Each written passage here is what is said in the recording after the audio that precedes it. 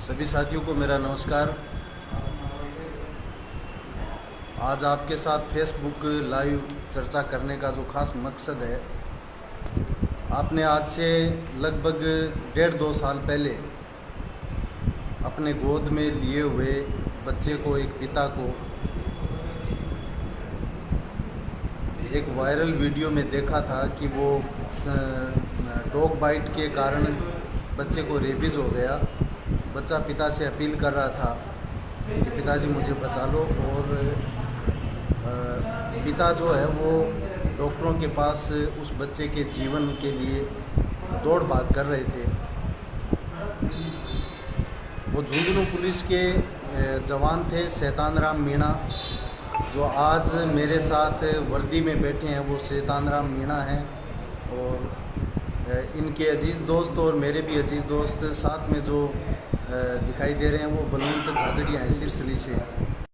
आपके साथ चर्चा करने का खास जो मेरा मकसद था, वो मकसद ये था कि इन्होंने उस समय अपने बच्चे को तो ये नहीं बचा पाए अपने इकलौते बच्चे को, लेकिन उसके बाद में इन्होंने अपने जीवन को एक मिशन के रूप में ले लिया है कि किसी भी कुत्ते के काटने से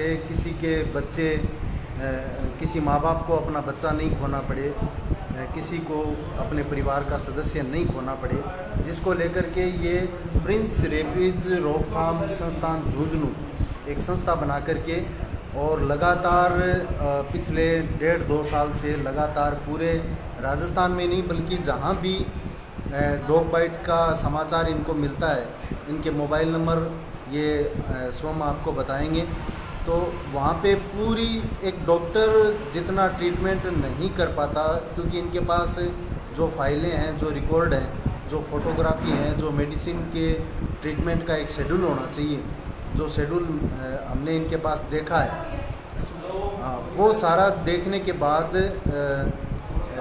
हमें पता चलता है कि रेबीज़ के मरीज़ को या डॉग बाइट जब हो जाए तो उसको हम किस तरीके से बचा सकते हैं। तो ये मेरे साथ हैं, अपने शब्दों में, अपने अनुभव के आधार पे आप सबके साथ अपना अनुभव साझा करेंगे। शैतान राम जी, आप विस्तार से अपने जो फेसबुक मित्र हैं उनको एक कुत्ते के काटने पर सबसे पहले हम जो उपस्थित लोग हैं, परिवार के मेंबर, उनको क्या करना चाहिए, एक चीज़ तो ये, और उसके बाद में आने वाले समय में हमें एक व्यापक जानकारी के रूप में जिसमें जागरूकता, मतलब ये घटनाएं तो वर्षों से होती है, ये आने वाले समय में भी होती रहेंगी, तो हमें लोगों को जागरूक करके रेबीज से कैसे बचाना चाहिए, वो आप ज़रा विस्तार से इसके बारे में बताएं। पहले तो मैं सभी मित्रों को राम राम प्रणाम। और मैं बताना चाहूँगा कि अगर किसी को भी, मान लीजिए किसी भी व्यक्ति को अगर कोई डॉग बाइट होता है और कोई आवारा या पालतू कुत्ता काट लेता है, तो सबसे पहले, जैसे कि ये जो गाइडलाइन है, ये गाइडलाइन ग्रेड 1, ग्रेड 2 और ग्रेड 3। मान लीजिए किसी को भी अगर डॉग बाइट हो जाता है, तो सबसे पहले उस काटे हुए घाव को आप 15 मिनट तक बहते हुए पानी में, नल से बहते हुए पानी में, साफ पानी में साबुन से धोइए। आप पानी और साबुन से धोइए 15 मिनट तक लगातार। तो उसके बाद में यहाँ 80% वायरस ख़त्म हो जाता है। ये मैं नहीं, ये नेशनल रेबीज़ जो गाइडलाइन होती है वो कहती है। उसके बाद में आप नज़दीकी स्वास्थ्य केंद्र जाइए, वो PHC हो, CHC हो, डिस्ट्रिक्ट अस्पताल हो, और वहाँ पर आप डॉक्टर को ये कीजिए कि हमें जो रेबीज़ प्रोटोकॉल होता है और जो घाव की ग्रेड होती है, जैसे ग्रेड 1, ग्रेड 2 और ग्रेड 3 है, और तो एक घाव की ग्रेड मैं आपको बता देता हूँ। ये इस प्रकार से तय की जाती है। जैसे मान लीजिए किसी कुत्ते ने किसी को चाट लिया, लार लगा दी है, तो इसको आप बहते पानी में और साबुन से साफ़ कर दीजिए। यहाँ पर इलाज की आवश्यकता नहीं होती है। अगर किसी कुत्ते ने, मान लीजिए किसी को काट लिया है और काटने से उसके खरेच हो गए, मतलब खरेच इस प्रकार से, मतलब खरेच नहीं हो जाता जैसे नाखून से काट लिया, मतलब खून झलक रहा लेकिन बाहर नहीं, हाँ, तो उसमें आप तुरंत वही 15 मिनट तक बहते पानी और साबुन से साफ़ करना। उसके बाद में नज़दीकी अस्पताल जाना है और उसमें डॉक्टर की सलाह और परामर्श से एंटी रेबीज़ वैक्सीन का शेड्यूल बनाना है और वो लगवाना है समय समय पर। अब आती है ग्रेड थर्ड। ग्रेड थर्ड में मान लीजिए किसी जानवर के काटने से एक से अनेक घाव हो गए, ट्रांसडर्मल मतलब एक या अनेक से घाव हो गए, तो उसको वही बहते पानी में सबसे पहले साबुन से साफ करना है 15 मिनट तक। उसके बाद में नज़दीकी स्वास्थ्य के अंदर जाना है और वहाँ पर रेबिस प्रोटोकॉल और जो घाव की ग्रेड है उसके अनुसार, ट्रांसडर्मल घाव है एक से अनेक, उसके अनुसार आपको इलाज लेना है डॉक्टर की सलाह और परामर्श से।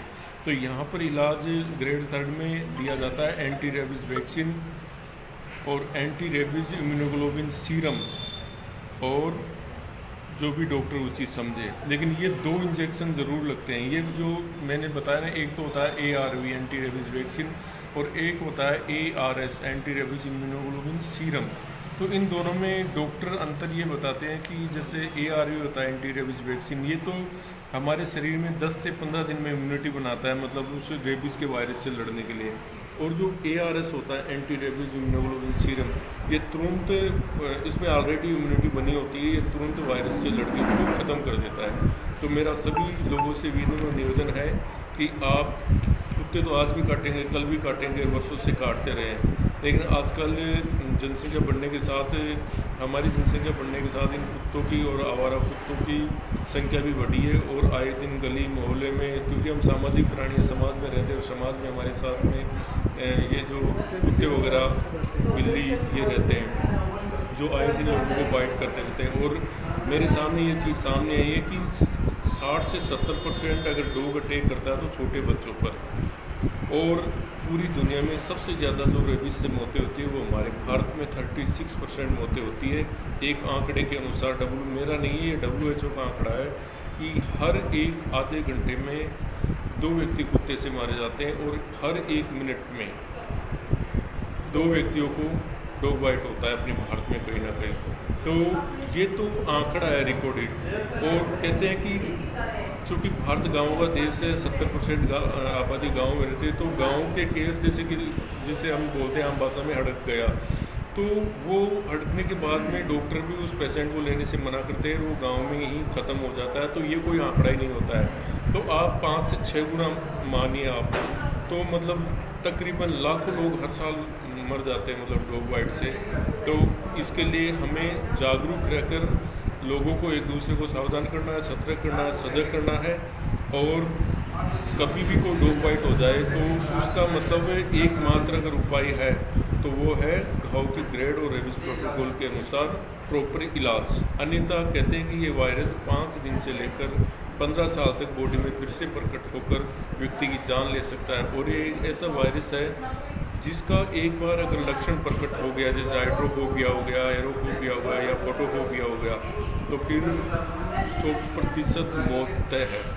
तो इसलिए एकमात्र इसका उपाय है सही समय पर प्रॉपर इलाज। धन्यवाद शैतान राम जी मीणा, आपने मोटा मोटी तो ये बता दिया कि इसके बारे में इस तरीके की घटना होने के बाद में हमें क्या करना चाहिए।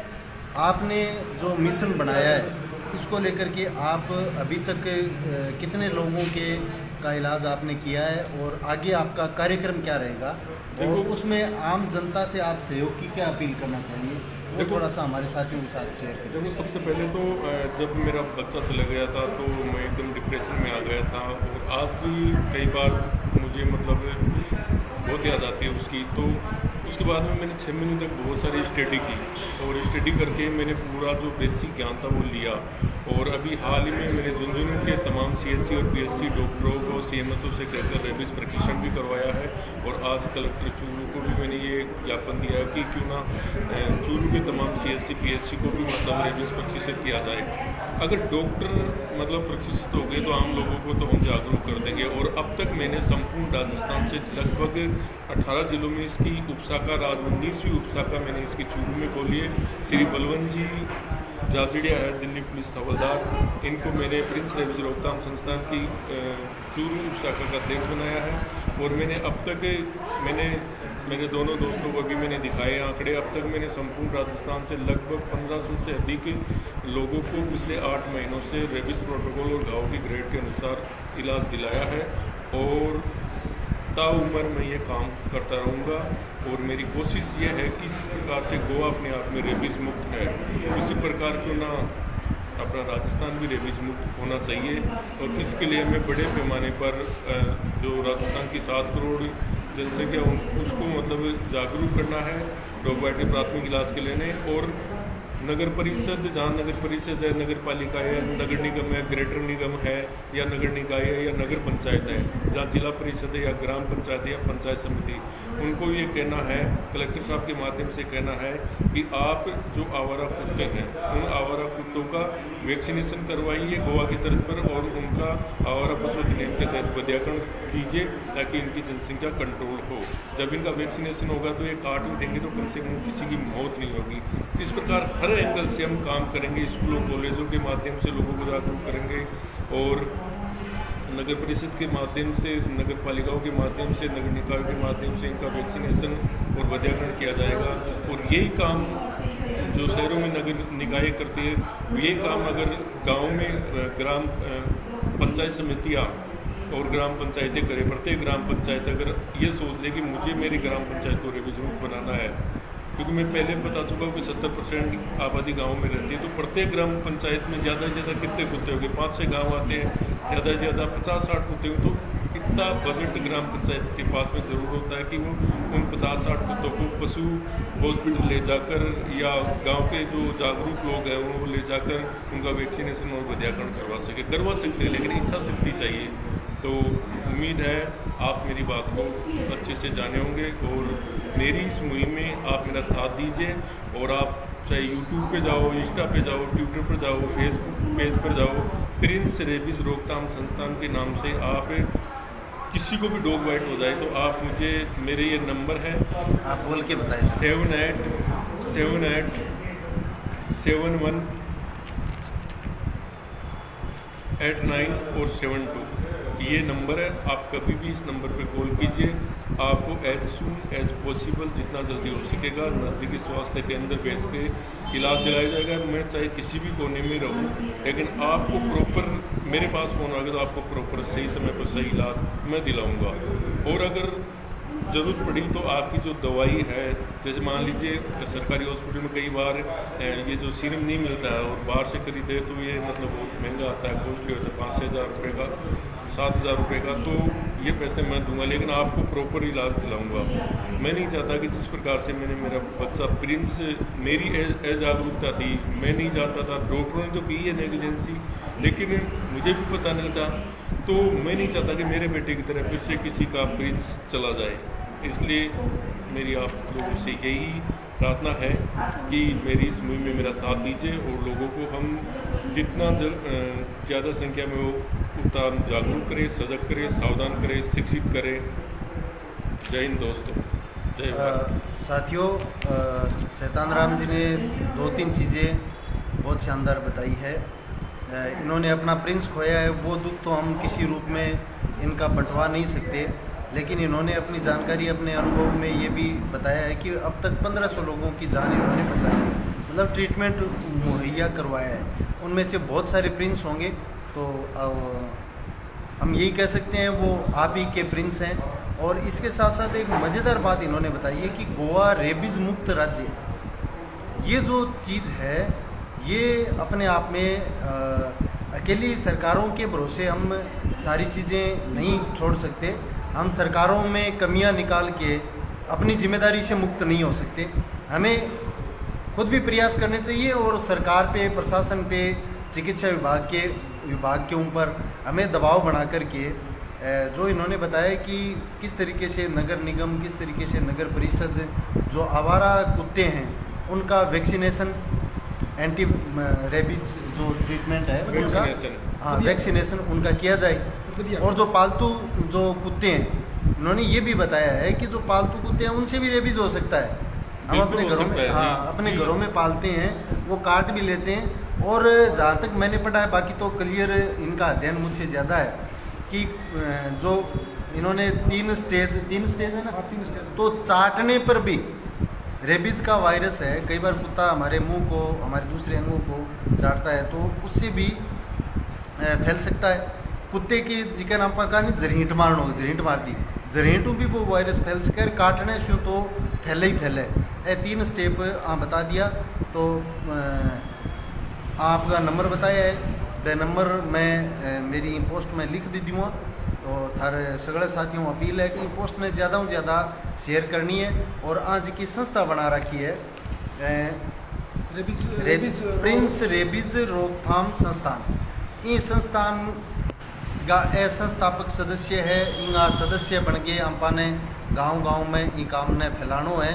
और एक व्यापक प्रशिक्षण डॉक्टर ने प्रॉपर ट्रीटमेंट के तरीकों देनो है, बिंग लिए तो शैतान राम जी लाग रही है। बाकी आपने लोगों में व्यापक प्रशिक्षण अम्पा फैलावा तो इन टाइप की स्नेक बाइट की कोई घटना हो जाए। मैं बोला ही लोगों ने क्यों के मारे कुत्तों खा गयो के झाड़ों गलान जावा, तो शैतान राम जी इन बताओ झाड़े जुड़ों भी कोई सारू आ जाएगी? नहीं, ये देखो ढकोसले हैं, झाड़ों वाड़ों से कुछ नहीं होता। अगर झाड़ों से कुछ होता तो सरकार क्यों लाखों करोड़ों अरबों रुपए खर्च कर रही है? जर्मनी से वो रेबीज का और वो सीरम मंगाती है, इंजेक्शन मंगाती है। तो आप इनके चक्रों में मत आया करो। झाड़ों वाड़ों से कुछ नहीं होता है। जब कुत्ते ने काटा है तो आप उसके अनुसार प्रोटोकॉल के तहत इलाज लीजिए, नज़दीकी स्वास्थ्य केंद्र पर जाइए। मैंने इनके पास, इन्होंने अब तक जितने लोगों के ट्रीटमेंट करवाए हैं उनके जहाँ जिस हिस्से पे कुत्ते ने काटा है उनकी इन्होंने 3-4 फाइलें बना रखी हैं। तो उसमें सिर को भी नोच रखा है, चेहरे को भी नोच रखा है, हाथ पैर तो एक आम बात है, हाथ पैर पे काटना तो एक जनरल सी आम बात है। तो थोड़ा सा उस फाइल को भी अपन दिखाएंगे। इन्होंने वास्तव में एक मिशन बना करके एक बहुत शानदार काम मानवता को बचाने के लिए किया है। तो एक मिनट, इसमें अपन इसको यूँ करेंगे, अब यहाँ रख लो। ये आप देखें किस तरीके से ये है। और ये इस बच्चे को यहाँ चेहरे पे काटा हुआ है। ये चूरू का है, ये चूरू का ही बच्चा है, इसको भी यहाँ काटा हुआ है। और ये देखो, ये राजसमंद की, ये एक राजसमंद की बच्ची है जिसको सिर से इसके स्टेज भी बहुत 25 टांके, मतलब कुत्ते के काटने की वजह से 25 टांके। ये बच गई बच्ची, बचा लिया मैंने। बचा लिया। इस बच्ची को इन्होंने बचा लिया। एक फाइल और भी थी ना, ले बोलूँ जी। और मेरे बच्चे ये घाव हुए थे। तो आपके बच्चे के घाव तो थे भी छोटे। तो साइटो बाइट खतरनाक होती है ना। अगर मान लीजिए चेहरे को काट लिया ना तो अच्छा, हाँ। एंटीबॉडी बने उससे पहले ही वो तो मस्तिष्क में फूट जाएगा रेबीज, और एक बार रेबीज हो गया तो मौत है। हाँ, मतलब चेहरे पे काटा हुआ जो है वो सबसे घातक और ख़तरनाक होता है। वो कहाँ थे? एक दो स्नेक बाइट के भी केस थे ना आपके पास? ये 11 चीज़ों से होता है। 11 जानवरों से। 11 जानवर मतलब कौन कौन से? अब जैसे उसमें अमूमन 85% तो ये कुत्ता होता है, ठीक है। इसमें पालतू भी आ गया और ये आवारा भी आ गया। हाँ। और इसके अलावा जैसे बिल्ली है, नेवला है, सियार है, गीदड़ है, शेर है, लोमड़ है, घोड़ा है, ये सारी जानवर है। तो इनसे रेबीज हो सकता है। लेकिन ऊँट से भी? ऊँट के बारे में नहीं सुना, नहीं, ऊँट से नहीं होता। हाँ, घोड़े के बारे में अभी कल ही हमने पढ़ा है, लंबा चौड़ा लेके। तो घोड़े से भी हो सकता है। 11 जानवर थे टोटल जिसमें रेबीज हो सकता है। लेकिन अभी तक जो 85% है वो कुत्ते से होता है। कुत्ते से होता दूसरे नंबर पर बंदर और है। बंदर, चलो बंदर की घटनाएं तो अपने इलाके में कम है, लेकिन बिल्ली से भी होता है। ये खास बात बताई आपने, क्योंकि बिल्ली तो जनरली हम पास रहती है। ये तो सभी साथियों से मेरा पुनः निवेदन रहेगा कि बहुत महत्वपूर्ण जानकारियाँ रेबीज को लेकर के हमारे साथ शैतान राम जी मीणा और बलून जी झाझड़िया ने शेयर किए। आज हम चूरू आए हुए थे, कलेक्टर साहब से मिले हैं कि हमारे CMHO के माध्यम से सबसे पहले हमारे मेडिकल जो टीम है, स्टाफ है, उसको एक इनका जो अध्ययन है उस अध्ययन का लाभ उठाते हुए वो प्रशिक्षण प्राप्त करें। और उसके बाद में फिर अपन सारे लोग मिल कर के एक जागरूकता अभियान पूरे ज़िले में हम फैलाएं, उसमें इनके साथ आप जुड़े। इनके नंबर इन्होंने बता दिए, मैं इस फेसबुक पे इस पोस्ट के ऊपर भी लिखूंगा इनके नंबर। और आप तमाम साथियों से मैं निवेदन करूंगा कि इस पोस्ट को ज़्यादा से ज़्यादा आप शेयर करें ताकि आम जनता तक ये जानकारी पहुंचे और किसी भी कुत्ते के काटने की वजह से हम अपने बेटे को, अपने बच्चों को, अपनों को नहीं खोए। इस संकल्प के साथ इस अभियान को हम तेज़ करें और प्रिंस रेबीज रोकथाम संस्थान 30 के, जागरूक के, मुहिम को आगे हाँ, से आगे के बढ़ाएं। इस मिशन को हम अंतिम मुकाम तक पहुंचाएं। इसी निवेदन के साथ आप सबको पुनः बहुत बहुत धन्यवाद, नमस्कार। शेयर जरूर कीजिएगा साथियों।